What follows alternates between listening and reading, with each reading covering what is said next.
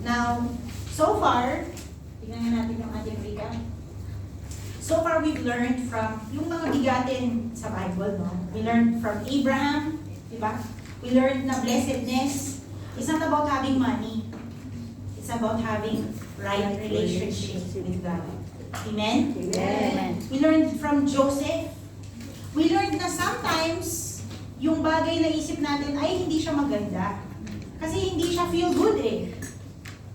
It's still possible na yung bagay na ayaw natin is a good thing. Because it's a God thing. No? Last week, we learned from David. Hindi si King David kasi hindi pa siya hari dun sa pinag-aralan natin. Bata pa lang siya. But we learned from there that there is blessing that comes as we trust and obey God. Merong blessing na hindi natin makikita at matatanggap kung hindi tayo magtiwala sa Panginoon. Kung hindi talaga natin, yung hindi talaga tayo mag-step in faith. Amen po ba? Amen. Now, di tulad po ng mga nauna nating inaral, ito pong person na aralin natin today is like si Saul. Last week we talked about si Saul, remember? Saul was a negative example. Ibig sabihin, dapat hindi siya tularan. Hindi dapat siya sundin. And today, we're going to learn from another negative example. Pangalan niya is Samson. And from Samson, we will learn that there is blessing in the midst of our weaknesses. Sino pa sa inyo merong kahinaan? I'm not talking about yung tuhod nyo. And so, alam niyo po, I just turned 40 this year. Sabi yung mga times na parang may S moments na yata ako. Kasi may mga bagay na sinabi ko sa sarili ko na alalahanin ko pero hindi ko nagagawa. I don't know why. Pero alam niyo po ba, this is good news for us. Lalo na at medyo pinapahumble na tayo ng Panginoon, nararamdaman, na-acknowledge na natin na actually marami tayong mga bagay na hindi nagagawa na tama. Right? So there is still, God is still good even when we are failing. Now today po, I just want to encourage each one na pakinggan niyo po yung salita ng Diyos. Because if you are here today, that means this word is for you. Bali yung buhay po ni Samson, makita lang natin sa Judges 13, 14, 15, pati 16. Actually, hindi yun masyadong, hindi yun mahaba. My mom, this morning, she was listening to Judges. Ang bilis lang. I think within 5 minutes tapos. When you listen to it. Nabasahin ko po yung Judges chapter 13, verse 1.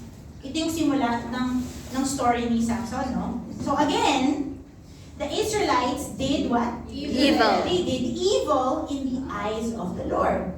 So the Lord delivered them into the hands of the Philistines for 40 years. Now yung story po ni Samson begins during a time na pinanish ng Panginoon ang Israel. Dahil once again, sabihin nyo nga once again. Once again. Yan. Nahulog na naman sila sa kasalanan. So, ayan. Pinarusahan sila muli. Now, before po nagkaroon ng hari, yung Israel, before si King David, before si King Saul, they had judges. Pakita mo nga. Yung word na judge, hindi po katulad ng mga judge na kilala natin today. Okay? Yung mga judges noon, they were leaders. Okay? They were leaders. For example, pag mayroong gera, yung mga judges ang magli-lead sa mga tao in times of war. Sila yung pinaka-general nila. Sila yung nangunguna. What else? Yung mga judges, during that time, sila rin yung mag-aayos ng mga social problems na nangyayari naman. Sa lahat ng society may problema. And yung mga judges yung nag-aayos ng mga problema. But the most important role ng mga judges during the time is na sila po yung namumuna sa mga tao into righteousness.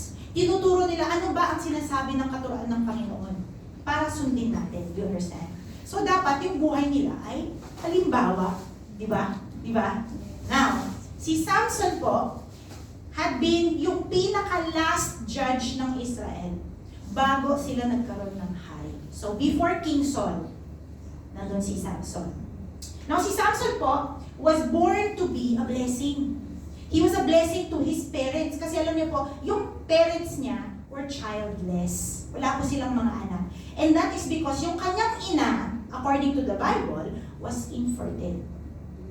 hindi siya pwedeng magkaanak. She's unable to give birth.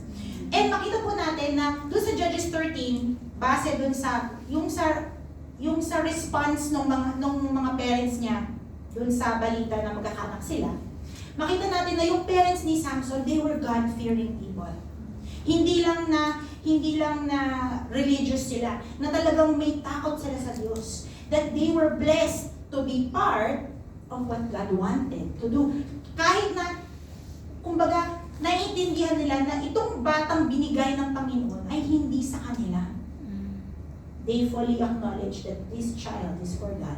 And so, pinalaki nila siya in that way. Now, si Samson po, he was blessed with a special calling. He was a Nazirite. Sabihin nga natin, Nazirite. Nazirite. Hindi po Nazarene, ha? Nazarene is si Jesus, for example, Nazareno. Galing sa Nazareth. Nazareth is a place. Nazirite is a person that makes a vow na maging consecrated at separated for God. Okay? So, yung consecrated, nalala niyo yung explain ko sa consecrated? Nalala niyo yung pinggan sa bahay niyo na hindi ginagamit? Yes. Yung pinggan na ginagamit lang para sa mga occasion lang, di ba? Yung mga yun, consecrated sila. Pang special occasions lang. A Nazirite is someone that is dedicated for God. Yung vow na yan, yung mga Nazirite, usually po, mahaba ang hair nila. Okay? Mahaba ang hair nila kasi yung uncut hair is a symbol of their vow to the Lord. Okay? Hindi sila umiinom ng alcohol, from yung mga fermented products from the grapes, and hindi sila nagtatouch ng kahit na ano na unclean. Hindi po yung duming unclean, ha? Yung mga bagay na unclean. Now, yung Nazirite vow po, pwedeng you can vow to the Lord for a period of time. So, kunyari, Lord, I vow 3 years. Lahat ng, yung buong buhay ko para sa'yo for 3 years, parang gano'n. But there are those naman na nagva-vow ng Nazirite vow na yung buong lifetime nila. Okay? Samson was fully dedicated to God, sabi ng Bible, from the womb. Ibig sabihin, bago pa siya ipinanganak, sarili niyang ina was consecrated to God. His mother could not, she was not allowed to, she would not drink alcohol, she would not touch anything unclean. Kasi dapat, itong batang ito, bago pa siya ipinanganak, Nazirite na siya. Okay. Now, again, so Samson was dedicated to God from the womb until his death. And there's a reason po kung bakit siya ipinalaki bilang isang Nazirite, no? Because according to Judges, okay, sabi po dyan, he will take the lead in delivering Israel from the hands of the Philistines. Now, I want you to look po, use a word ng delivering. Sa Hebrew, that word is yasha. Okay? Yung word na yasha, baka narinig nyo na, it's about saving someone. Rescuing someone.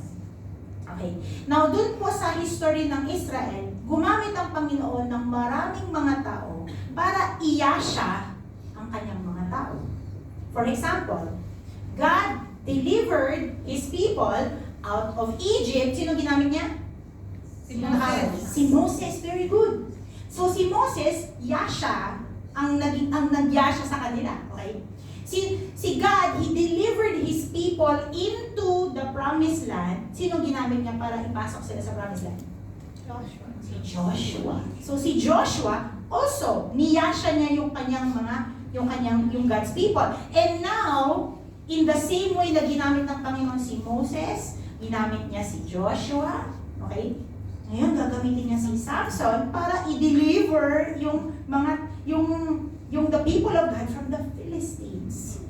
So kita po natin na ang laki ng pinagagawa para sa batang ito. Hindi pa siya pinapanganak, ha? Nasa sinabubulan pa lang siya po. Now, to help him with this, Samson was blessed with a blessing. Sa Judges 13:24 sabi po, the woman gave birth to a boy and named him Samson. Samson means little son, by the way. He grew, and the Lord blessed him. And ano yung blessing na kuha niya? Verse 25. The Spirit of the Lord began to stir him while he was in Mahanedran between Zorah and Eshtaol. Basically, bata pa lang siya. The Holy Spirit was moving in him para i-prepare siya doon sa ipagagawa ng Panginoon sa kanya. Which leads us to, siguro yung first lesson na marinig natin from Samson. And it's that God blesses us with what we need to trust and obey Him.